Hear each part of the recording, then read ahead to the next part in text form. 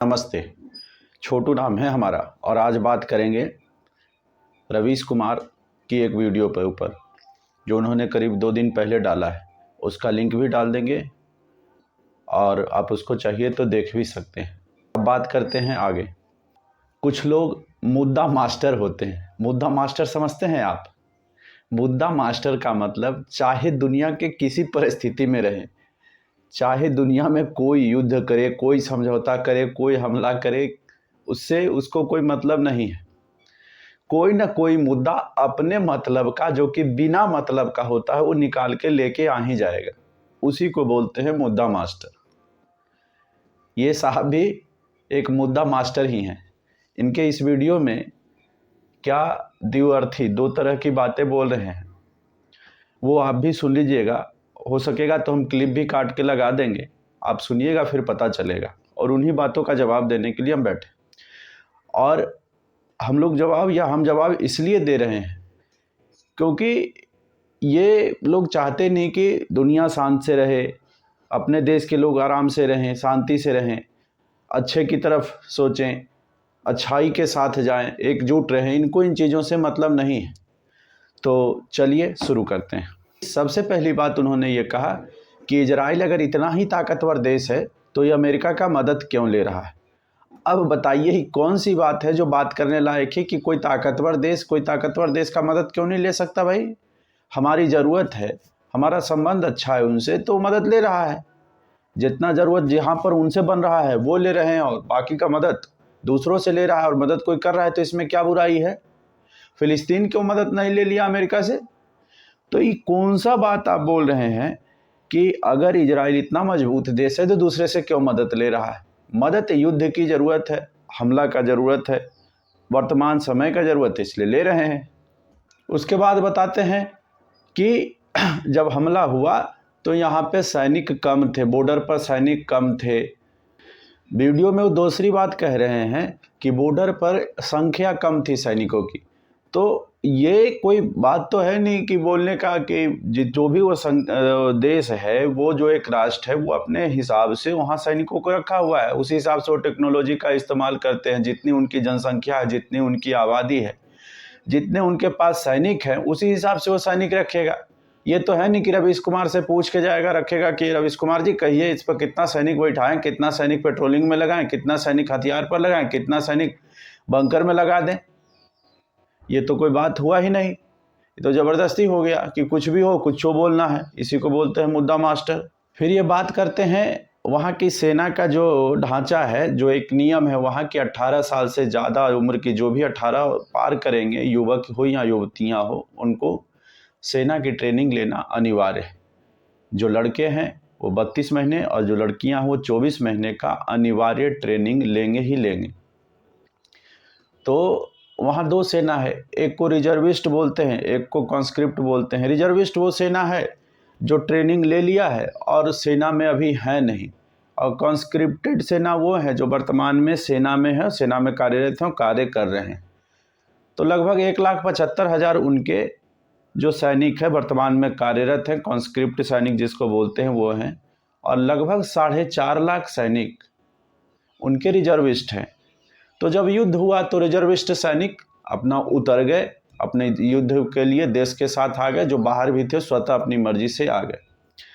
अब वहाँ ये कहते हैं कि कौन सा तरीका है भाई, रिजर्विस्ट क्यों आ गए इसमें, ये सेना का तरीका ठीक नहीं है, संख्या ज़्यादा ही रखना चाहिए था। अरे भाई, वो अपने देश के हिसाब से, टेक्नोलॉजी के हिसाब से, अपने सामर्थ्य के हिसाब से, तकनीक के हिसाब से, अपनी जनसंख्या के हिसाब से किसी बॉर्डर पर किसी जगह पर रखेगा ना।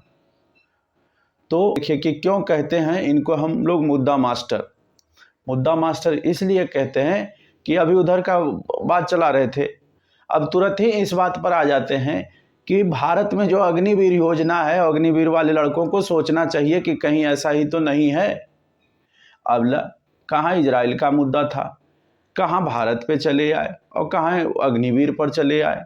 और उसका तुलना ऐसे कर रहे हैं कि वहाँ जैसे हो रहे थे, वहाँ का सेना इसलिए कमज़ोर हो गया क्योंकि वहाँ रिजर्विस्ट हैं, वहाँ रिजर्व में सेना की ट्रेनिंग करके लोग वापस चले जाते हैं, इसलिए कमज़ोर हैं।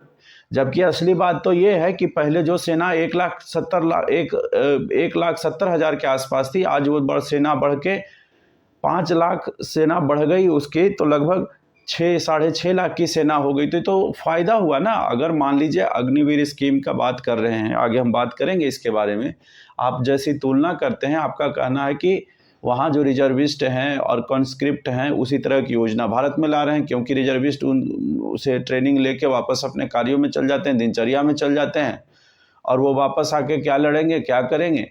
तो इसलिए ये ठीक नहीं है। जितना ज़रूरत है तो वो है। रिजर्व मतलब क्या होता है? रिजर्व का मतलब होता है कि ज़रूरत से ज़्यादा रखना, कम रखना नहीं।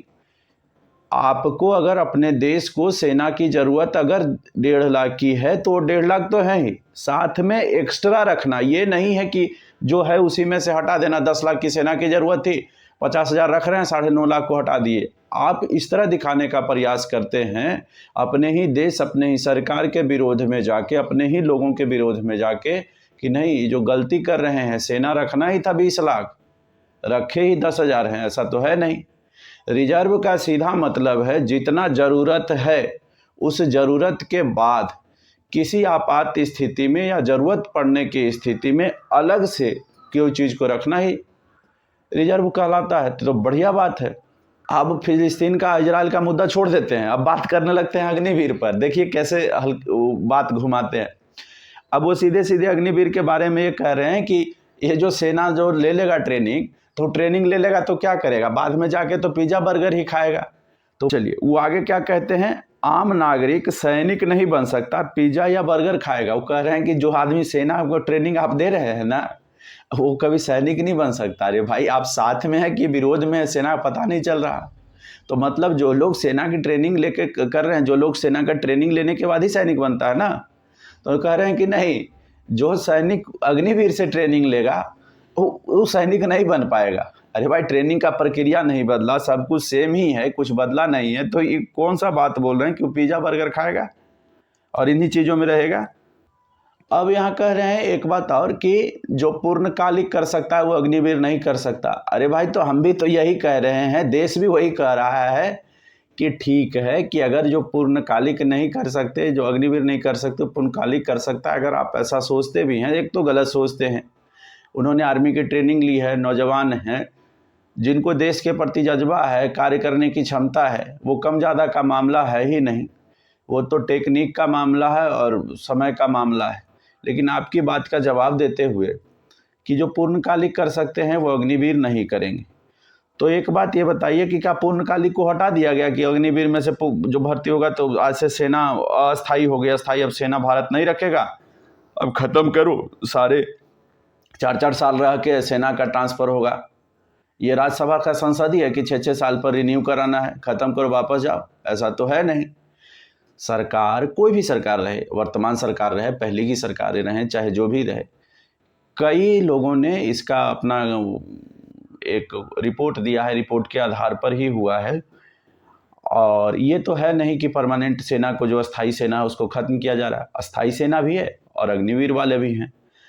अब ना पता चलेगा कि फ़ायदा क्या है। असल में फ़ायदा यही है जो दिखाया इजराइल कि क्या फ़ायदा है रिजर्व सेना रखने का। मान लीजिए अभी 14 लाख के आसपास आर्मी, इंडियन आर्मी की अगर संख्या है, अगर हमारे पास हर साल हम मान के चलते हैं कि कम से कम 20-25 हज़ार आदमी भी ट्रेंड होके लौटें, उससे ज़्यादा ही होंगे, या हम मान के चलते हैं 25,000, तो हमारे पास हर साल 25,000 लड़के जो कि पूर्णतः ट्रेंड होंगे, जो कभी भी देश के काम आ सकते हैं। और तो ये फ़ायदा है हमारे लिए, और वर्तमान ज़रूरत भी है कि देश को हमारा संख्या के साथ साथ, जवानों की संख्या के साथ साथ अपना टेक्निकल, तकनीक के तौर पर भी हमको मॉडिफाइड करना होगा, खुद को अत्याधुनिक करना होगा। तो हमें अपने जवानों की संख्या बढ़ाने के साथ साथ, स्किल बढ़ाने के साथ साथ, उनकी ट्रेनिंग प्रक्रिया बढ़िया करने के साथ साथ अच्छे हथियार भी मुहैया कराने होंगे, तो अच्छे तकनीक भी मुहैया कराने होंगे। अब अगर हम 1947 वाला राइफल लेके अभी बॉर्डर पर चले जाएं, या कहीं भी किसी जगह जंग में खड़े हो जाएं, या पुराने हथियारों के साथ खड़े हो जाएं, तो आज के मॉडर्न वेपन के सामने कोई फ़ायदा है क्या? हमारे सैनिक चाहे कितना भी ट्रेंड क्यों ना हो। तो तकनीक पर भी ध्यान देने की ज़रूरत है। इसमें मुद्दा आता है बजट का। सरकारों को अपना बजट को देखते हुए देश को मजबूत करना पड़ता है। कोई रहे, हम आप कोई भी रह सकते हैं, उनको अपने बजट के अनुसार ही देख के और चलना पड़ता है। सेना को अत्याधुनिक बनाना भी जरूरी है, तो हमें उस ओर भी ध्यान देना है। तो सेना को अत्याधुनिक किया जाए, अत्याधुनिक तकनीक हथियार मुहैया कराया जाए, इसलिए भी अग्निवीर योजना बढ़िया है। वो आगे कहते हैं ना कि जब अग्निवीर का विरोध कर रहे थे राहुल गांधी, तो युवाओं ने, देश के युवाओं ने उनका साथ नहीं दिया। ये अपने आप में हंसने वाली बात है। राहुल गांधी का साथ क्यों देगा कोई? अरे वो तो विदेशी है, वो तो खुद बाहर का है, यहाँ के लिए आक्रांता है वो। उसने तो यहाँ की राजनीति पर कब्जा किया है। न उसका कोई सोच है, न कोई भविष्य है, न अपने देश के लिए अच्छा सोचता है, न हमारे युवाओं के लिए सोचता है। क्या है राहुल गांधी जो उसका बात माना जाए? कोई एक अच्छा, उसका लॉजिक भी तो ठीक होना चाहिए। खुद 55 साल का हो के और खुद को युवा दिखाने से और युवा का मुद्दा उठाने से कोई युवा नहीं हो जाता और देश के नेता नहीं हो जाते। अपने युवा ठीक हैं और वो समझदार भी हैं, उनको पता है क्या करना है। आगे रवीश कुमार कह रहे हैं कि जो तकनीक पर, टेक्नोलॉजी पर निर्भर रहती है सेना, वो ठीक नहीं है। अरे पता ही नहीं चलता कि कहना क्या चाहते हैं, कि ऐसे लाठी पहना लेके निकल जाएगा। तो इन चीज़ों से बच के रहना है, इन लोगों से। कभी कभी देखिए, इंसानियत के साथ कभी कहते हैं कि हम खड़े हैं, मानवता के साथ खड़े हैं। और इस वीडियो में वो आगे कह रहे हैं कि बेंजामिन नेतन्याहू जो वहाँ के प्रधानमंत्री हैं इजराइल के, वो पूरे कार्यकाल, जब से उनका इतना लंबा कार्यकाल है, वो शुरू से ही युद्ध से बचते रहे। क्यों युद्ध से बचते रहे भाई? उनको युद्ध से बचना नहीं चाहिए था। उन्होंने पूर्ण युद्ध के बजाय स्पेशल ऑपरेशन, छोटा छोटा ऐसा ही ऑपरेशन किया, जबकि उनको पूरा युद्ध कर देना चाहिए था, मारपीट कर देना, हमला कर देना चाहिए था। उसने उस हमला के युद्ध करने के बजाय जो आसपास के अरबी देश थे, मुसलमान वाले देश थे, उससे अच्छा संबंध, कूटनीतिक संबंध बनाने का प्रयास किया। हमको तो पता नहीं चल रहा है कि अरे क्या कहते हैं कि मार दें, हमला कर दिया जाए। अरे एकदम सीधे ही देश पर चढ़ के कर देना चाहिए था हमला ना।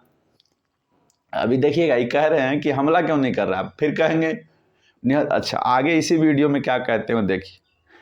और फिर उन्होंने कहा कि आज तक तो इतने कार्यकाल में उन्होंने युद्ध नहीं किया, पर जैसे ही हमास ने हमला कर दिया, तो हमास के हमला के बाद कह देते हैं कि वी आर एट वार, मतलब हम अब युद्ध में हैं। फिर वो वीडियो में कहते हैं कि अगर हमला ज़मीन से हुआ था तो ये हवा से क्यों मार रहे हैं भाई? इनको भी ज़मीन से घुस के मारना चाहिए था। तो अभी तो कह रहे थे कि युद्ध नहीं करना चाहिए, मतलब युद्ध क्यों नहीं कर रहे, और अभी कह रहे हैं कि भाई तो ज़मीन से हमला हुआ तो ऊपर से हवाई हमला क्यों कर रहे हैं? फिर अच्छा, ये तो पूरे वीडियो में युद्ध का समर्थन किए, कहे कि मार दो मार दो मार दो। फिर इस वीडियो में एक जगह बोल रहे हैं कि जो इजराइल हमला कर रहा है वो निहत्थों पर हमला कर रहा है। अरे बाप रे बाप! अभी जो rocket launcher, automatic rifle, automatic AK-47 और सबसे अत्याधुनिक हथियार लेके जो घूम रहे थे, लोगों को ढूंढ ढूंढ के मार रहे थे, सभी इजरायली को, यहूदियों को, इजरायलियों को, तो निहत्थे थे क्या?